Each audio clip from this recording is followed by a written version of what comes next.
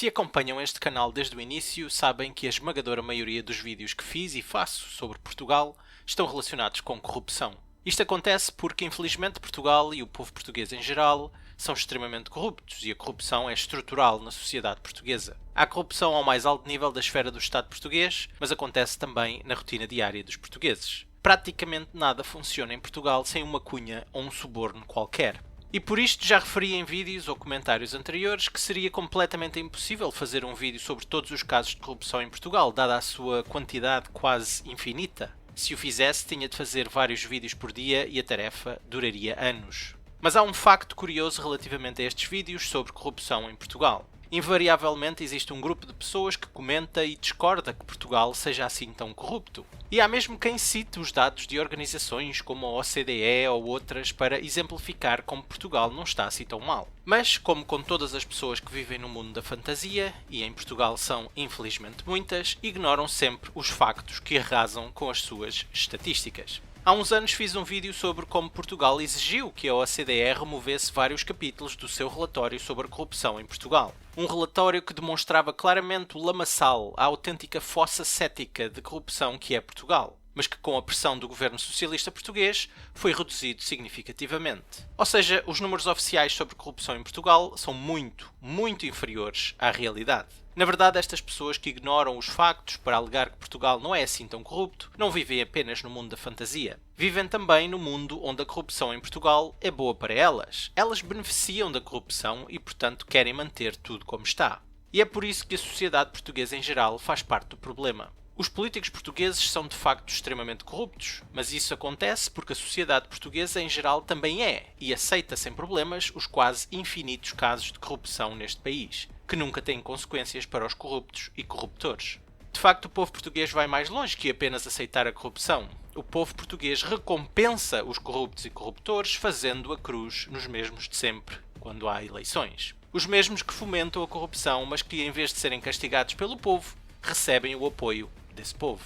Dito tudo isto, o vídeo de hoje será precisamente sobre um caso de corrupção recente que é o exemplo perfeito de como funciona o Estado português. Em Portugal temos um Serviço Nacional de Saúde que simplesmente não funciona. Há milhares e milhares de pessoas que esperam anos por consultas e cirurgias e muitos morrem à espera. Apesar da fraquíssima qualidade do Serviço Nacional de Saúde, é o serviço que mais recursos monetários consome todos os anos do orçamento de Estado português. E como os impostos sobem todos os anos, a despesa é cada vez maior. Ou seja, os portugueses pagam cada vez mais por um serviço que está cada vez pior. Mas houve pelo menos um caso de sucesso no SNS português. Um caso de duas meninas brasileiras que foram admitidas num hospital do SNS português para receberem um medicamento caríssimo que custa 2 milhões de euros por pessoa. E não tiveram de esperar anos por isso. E perguntam vocês, como é que isto aconteceu? E eu respondo, com uma cunha, claro está, com uma cunha ao mais alto nível. Acontece que os pais das duas meninas conheciam a nora do Presidente da República Portuguesa, Marcelo Rebelo de Sousa, que por sua vez conhecia o Ministro da Saúde do Governo Socialista, que facilitou todo o processo. Vamos ouvir. Aí eu fui lá e dei de cara com a médica, ela falou pra mim que não ia dar, que não tinha mandado eu ir lá. E aí? Aí a gente usou nossos contatos, né? Aí conheci a nora do presidente, conheci o Ministro da Saúde, que mandou um e-mail pro hospital. Sem listas de espera, sem tribunal de contas ao barulho, sem quaisquer problemas. 4 milhões de euros de medicamentos depois, a família brasileira voltou ao Brasil e o contribuinte português ficou com a fatura para pagar. Mais uma num Serviço Nacional de Saúde, sem qualidade, que não funciona, mas que está cada vez mais caro. Como devem imaginar, há outras pessoas à espera deste ou de outros medicamentos caros há anos e anos, mas não conseguem acesso porque o sistema português foi criado para ser o mais burocrático possível para o cidadão comum, mas também o mais flexível se tiverem os contactos certos. O Tribunal de Contas, por exemplo, existe precisamente para impedir despesas elevadas, seja com obras públicas, seja com medicamentos muito caros, de forma a manter as restrições orçamentais. Mas claro que isso só acontece para o cidadão comum, aquele que não conhece a nora do Presidente ou um ministro no governo. Se conhecer a nora do Presidente ou um ministro qualquer, então pode fazer tudo sem que o Tribunal de Contas seja envolvido e, apesar das restrições financeiras do SNS, qualquer despesa é possível. E para quem ainda não entendeu, este é um crime gravíssimo, porque é um roubo dos contribuintes portugueses, para além de ser o mais claro caso de abuso de poder e corrupção. Mas vamos analisar por uns momentos os comentários que foram feitos sobre este caso na comunicação social portuguesa. Assim que se falou na nora do presidente e que tudo isto foi uma cunha presidencial, os lambe-botas dos corruptos em Portugal apareceram todos para proteger Marcelo Rebelo de Sousa. Um deles foi Paulo Rangel. Vamos ouvir um pouco. Paulo Rangel é daquelas personagens que, enquanto assombrarem Portugal e tiverem tempo de antena na comunicação social, será impossível haver uma discussão racional sobre os problemas de Portugal. Reparem como imediatamente Paulo Rangel recorre à alegada honestidade de Marcelo Rebelo de Sousa e como é inconcebível que Marcelo seja culpado de alguma coisa ou tenha sido desonesto. Mas claramente Marcelo Rebelo de Sousa foi desonesto, pois os factos conhecidos deste caso indicam que a cunha veio da nora de Marcelo Rebelo de Sousa. Vamos ouvir o que Marcelo disse sobre o assunto. A família do Presidente não foi eleita, não é Presidente. Eu sempre disse isso muito claramente. Nem os pais, nem os irmãos, nem os filhos, nem as noras, nem as ex-noras, nem os primos, não. Ou seja, Marcelo nem sequer desmente que tenha sido uma cunha da sua nora. Apenas que ele, Marcelo Rebelo de Sousa, não é a família dele, que só ele pode falar como Presidente da República. Mas isto é por si só desonesto, porque claramente a nora de Marcelo usou a influência de Marcelo como Presidente para obter benefícios para a sua amiga brasileira. Isto é a definição de desonestidade. Uma pessoa honesta de imediato exigia uma investigação independente e, para ser uma investigação independente, Marcelo teria de se demitir. Mas nada disto é desonesto para Paulo Rangel, o lambotas de Marcelo. Aliás, Paulo Rangel fala da honestidade de Marcelo durante 50 anos. E eu aceito esse desafio. Vamos analisar a honestidade de Marcelo na sua longa carreira.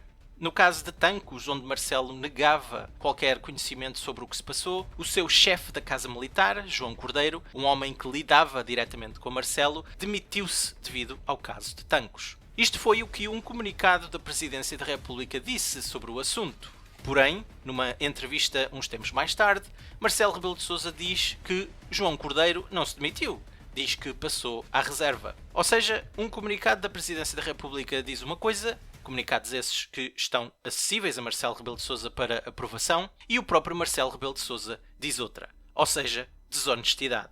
Temos também o caso de Manuel Vicente, onde Marcelo Rebelo de Sousa fez comentários públicos, e sabe-se lá o que fez em privado, para pressionar a justiça portuguesa a impedir que Manuel Vicente, um angolano que cometeu crimes em Portugal, fosse julgado em Portugal. Porque se tal acontecesse, as relações entre Angola e Portugal ficariam manchadas e Marcelo Rebelo de Sousa não queria isso. No entanto, Marcelo Rebelo de Sousa alega que não interferiu no processo, apesar do resultado ter sido exatamente o que Marcelo pretendia, ou seja, Manuel Vicente não foi julgado em Portugal. Isto é criminoso e, claro, desonesto. E nunca podemos esquecer o que Marcelo Rebelo de Sousa disse a algumas pessoas que ficaram sem casas depois dos incêndios de 2017, nomeadamente que teriam casas reconstruídas numa determinada data, mas claro que nada disso aconteceu.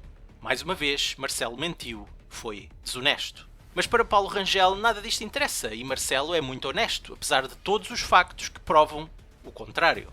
Enfim, Paulo Rangel é um lambotas, não é preciso dizer muito mais que isto e o facto de ter protagonismo na mídia portuguesa demonstra bem a podridão que é a mídia portuguesa. Mas voltando à polémica, como acontece sempre em Portugal, toda a gente fala em auditorias e inquéritos ao caso. Mas basta mais uma cunha na Procuradoria-Geral da República, onde lá se encontra a fantoche do governo socialista e de Marcelo, Lucília Gago, para que o resultado da investigação seja inconclusivo e o caso seja arquivado. É assim que terminam todos os casos de corrupção em Portugal, porque todos os serviços públicos portugueses são também eles corruptos e sujeitos à corrupção, sujeitos às cunhas. E aliás, antes mesmo de começar qualquer investigação, os registros de admissão das crianças brasileiras no Hospital Santa Maria já não existem. Desapareceram, que é outra coisa que também acontece muito em Portugal. É este o estado disfuncional de Portugal. É um estado falhado, absurdamente corrupto, onde nenhum serviço funciona e todos esses serviços são corruptos ou sujeitos à corrupção. A corrupção é endémica e estrutural em Portugal e por isso Portugal é um dos países mais corruptos do mundo e só não é o mais corrupto da Europa porque a Ucrânia consegue superar Portugal na corrupção. É a triste realidade de um país que, sem uma mudança radical de políticas e uma revisão completa das leis e Constituição que regulam as autoridades, nunca sairá deste lamaçal de corrupção.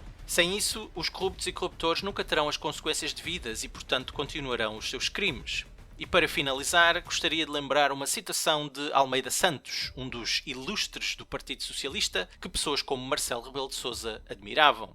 Aos amigos tudo, aos inimigos nada, aos restantes aplique-se a lei. É a frase que se encaixa perfeitamente na realidade portuguesa e a este caso de cunha presidencial em particular. Para os amigos, medicamentos de 4 milhões de euros à custa do contribuinte português. Para os inimigos, nada. Para os restantes, aplique-se a burocracia e as listas de espera de anos até morrerem. Espero que tenham gostado e até à próxima.